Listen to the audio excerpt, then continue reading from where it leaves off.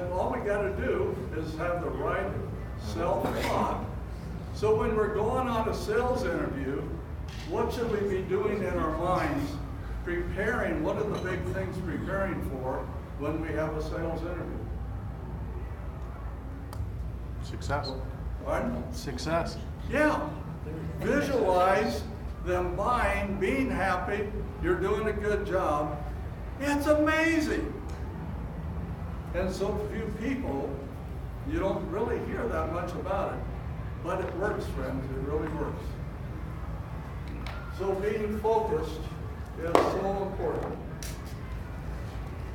The next one is to treat our business like a business. One of the major things, we're in a professional business. I don't understand people being in our profession and not belonging to our professional organization. I don't understand it. Always use my who's who, somebody, well, you have an agent, what's his name? Let's look him up. Oh, he's not in here. This is our professional organization. And besides, how often, Patty, do you remember in Barry, that our professional organization is what kept us in our great profession without all kinds of government intrusion and taxation, right? And IFAPAC, another thing, just think, it keeps us free also. So, it's awesome. And I thank Patty, our exec. This gal, how many times she helped me, and Barry and Seth and all of us can attest to it who have worked with Patty for what she's done for us in our state, in our local association. Thank you. You are awesome.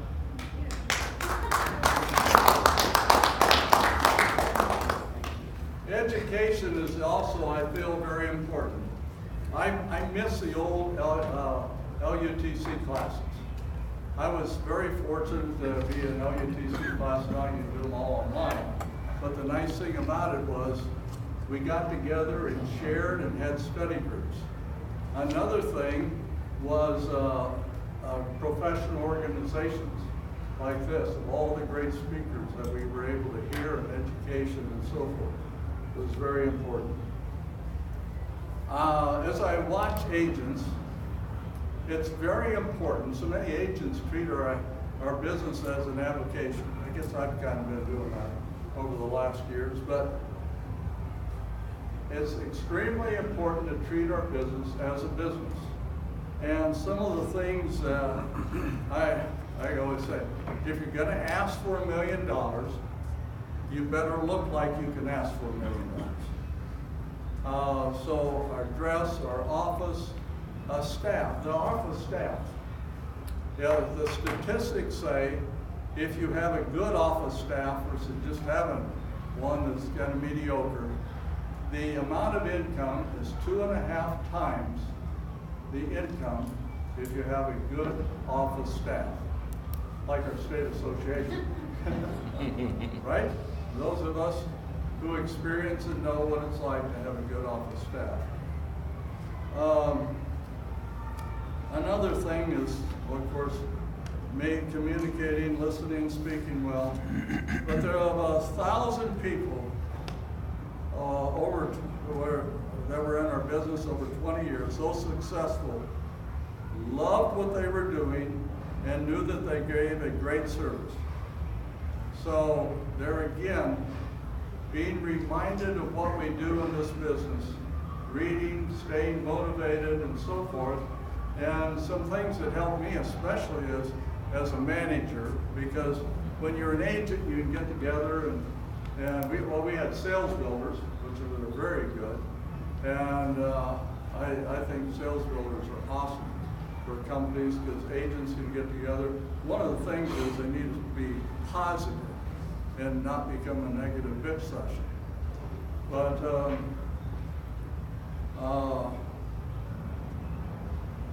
and if we're going to be successful in today's market, we're going to have to concentrate on relationship marketing and technology, and something, you know what clients judge us more on than absolutely anything else? Any idea? Take a guess at it. Say honesty. Pardon? Just say honesty. Okay. How we stay in contact with them. Do we stay in contact with them? I was very fortunate. My wife, we had a system where we did birthday cards and certain recognition for clients, and we really stayed in touch and so forth. Another thing that was important, we always call it a needs analysis. To me, throw the name needs away. Something we did was research in our agency. And agents that sold once instead of needs, the sales were about 7 times as much as needs selling. In other words, what do you want? Now, I'm going to give you a term. If you use exactly what I'm going to share with you, I'll guarantee you, you can double your life insurance production hereafter, at least. Life insurance is a gift of love. No question about it, unless it's through because of a buy-sell or something like that. But life insurance is a gift of love. And when you're sitting down with clients, you ask this question. And tell them first, life insurance is a gift of love. What do you want for each other as a gift of love when one of you passes away? What do you want for each other as a gift of love when one of you passes away? Well, it does something. Immediately, it sets a tone for what life insurance is. Also, if the old boy doesn't buy, what is he saying to the wife? But it really sets a tone for what life insurance is. Did you think about it? Life insurance is a gift of love. If you don't care about your loved ones, why would you buy life insurance? But it is. It's a gift of love.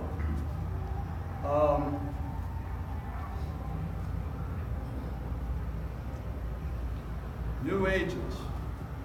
I've been blessed to hire a lot of agents over the years. These successful agents that I hired, the good ones, really successful ones, were teachable. They would listen. I hired some, it was like, okay, I know it all. I don't need to listen to you. But the teachable ones that would listen, right, Steve? And would listen and do what you recommended were the successful ones. There was one guy, he didn't really look successful.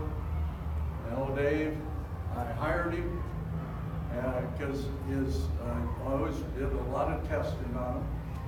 And he talked funny, kind of like a Ben Feldman.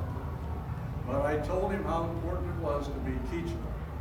He said, I'll do everything you tell me to. I get Christmas letters from him every year, and he always tells me, I had no idea it was possible to have this kind of success.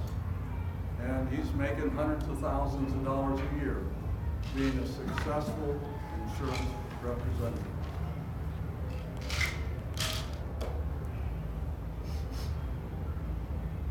%% of the general public say that they're going to be buying life insurance in the future. 40% are saying that they're be in the market right now or soon. Are we finding it? And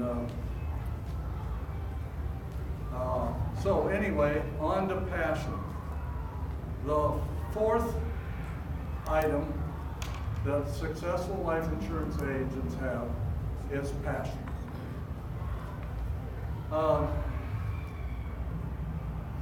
1976 was my first year in the $1 Million Round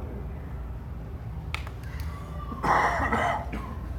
In October of 1976. I was leaving a home of a gal, and after having written her some more life insurance, and as I left, the mailman had just come. She took the mail out of the box, and she said, "Well, it's here early, as usual." And I said, "Oh, it looks like an envelope, probably a check from my company." She said, "That's right." She said, "Have I ever told you what Kim calls these checks?" She told me. And after she got through telling me, I had to drive around for a while to get my composure and get my thoughts back together. But my thoughts went back to a year earlier when I sat down with her husband, Mike, and her, and I asked them what they wanted life insurance to do, and we determined what they needed. But Tony got up and said, "Mike, you don't need to buy life insurance if you don't want to, because if you die, I'll just go back home." She had a good education. Well, June 3rd, 1976, I just got back in the office and I got a phone call from Mike. And from Mike's best friend, Ron. And Ron said, "Tony wants to see you right away because Mike was killed in an accident." So I sat down with Tony, and she said, "I have no idea what I have." So I laid everything out for her, what she had, and she just broke down. She said, "You mean I don't have to go back to work?" She had two little girls, a 3-year-old and a 5-year-old, cute little gals. And she said, "I was so concerned that I was going to have to go back to work when I'm going to be mom and dad to those little girls." And I thought, wasn't that many months ago, she got up and said, "You don't need to buy the life insurance because I can go back to work." Now, there's a big difference when we're talking with clients than when reality sets in. And that's why it's extremely important that we have passion and understand. So anyway, I set it up so the house could be paid off. We took money and put it into an account to provide a monthly income for her on a monthly basis. That's how monthly income comes, right? So we move ahead to October of that year. And Tony, what she told me, is that she took Kim shopping because Kim was going into kindergarten. And so when she was checking out, the clerk looked at Kim and said, "Well, what's your daddy going to say about you buying all these clothes and everything?"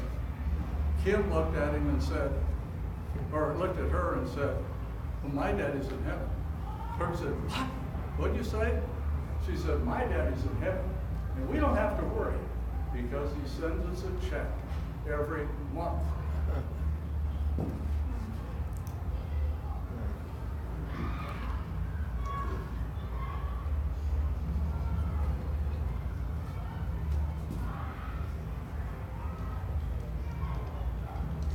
Every time I tell that, I still get choked up. But after that, I realized, and that's when my production shot off the charts. The life insurance business became so much easier. I was on a mission, I was on a passion to provide checks for daddy. And I figured it out. Life insurance, people don't buy life insurance. They only buy what life insurance does. Now for the epilogue. Well, that cute little Kimmy grew up 14 years later. Some of you remember it. 14 years later, my wife and I were invited down to Chandler, the Performance Center, the Arts Center, Chandler, for the Arizona pageant.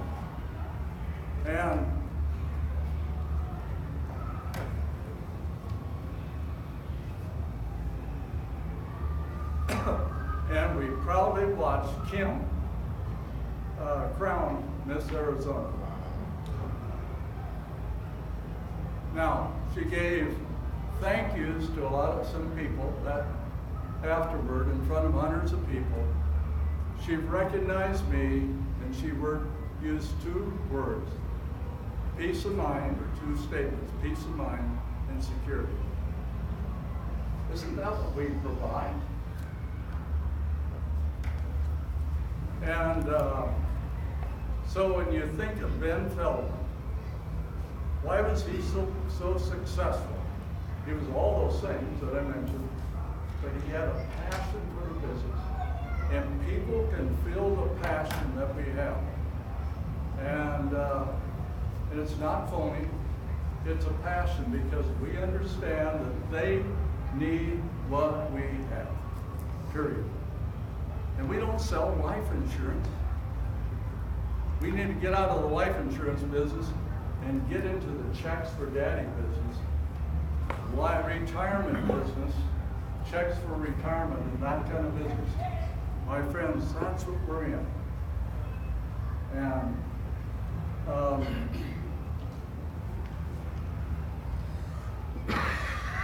I have a statement on this from someone, I don't know where it is, but anyhow, that was on the greatest reason that agents fail is because of lack of passion in our business. They really don't understand what we do. Well, the last 50 years have been fantastic. Been one heck of a ride. And I look at back and you measure success. And I'm going to share an article here, The Common Denominator of Success. This speech was originally written in 1940 and presented at a NAFA convention. And this was rewritten in 1992, and I picked this up at a NAFA meeting in 1992. And I'm going to share some things out of here with you. And it says, a secret of success of every man who has ever been successful lies in the fact that he formed the habit of doing things that failures don't like to do. Okay, so when I read this, I thought, well, now I know where Charlie Tremendous Jones got his statement. The next statement in here, I'm just reading highlights out of here. Men are creatures of habit, just as machines are creatures of momentum. The last statement I'm going to read out of this little booklet is, you will never succeed beyond the purpose to which you are willing to surrender. What's our purpose? And life insurance has been fantastic. When I look at all of the dollars of financial security that I was able to have the privilege of being able to directly provide or through agents that I hired, when I look at the success of agents that I was privileged to hire, to watch their families and the families, when I meet people today and they tell me thank you because of what I did for them, that now they've got a great retirement because we took your advice.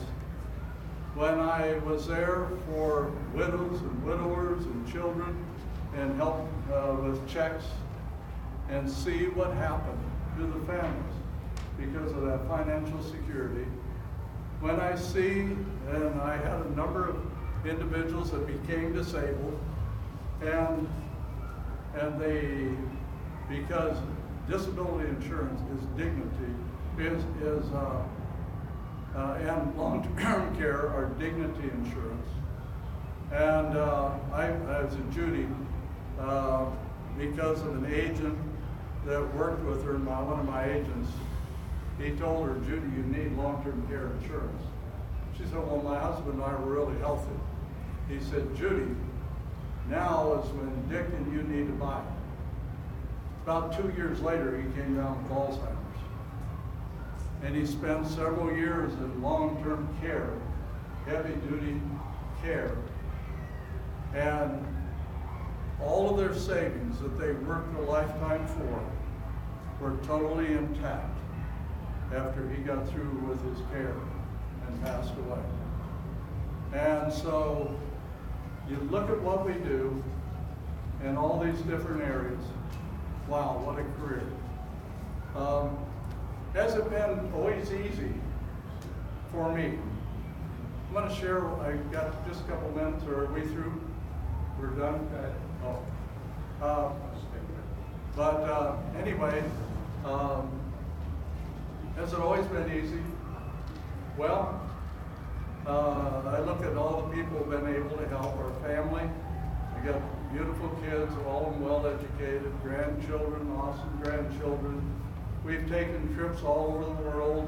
My wife informs me that we have 3 trips planned there in the future, and one of them Viking cruise, and going to see Austria, and we're going to go to France. We're going to also do a Holy Land tour, I guess. So it's awesome. It's great. But was it always easy? No. Our youngest son, one of the things we went through, and so I'm sharing this with you to share with you, stuff happens in life, and how do you deal with it? But our youngest son, he was very creative and musically talented. He got involved with a band. I had suspicions of some things, and so I confronted him, and of course he came back at me and said that I was wrong, and very adamant. But he was into drugs, big time. And not long after high school, he came and informed us that we're going to be grandparents. And so Micah was born, our oldest grandchild. He had our oldest grandchild, and he brought, wasn't long after Micah was born, we ended up raising Micah. A little over a year after that, his girlfriend and he brought Casey to live with us. And so we had custody of them.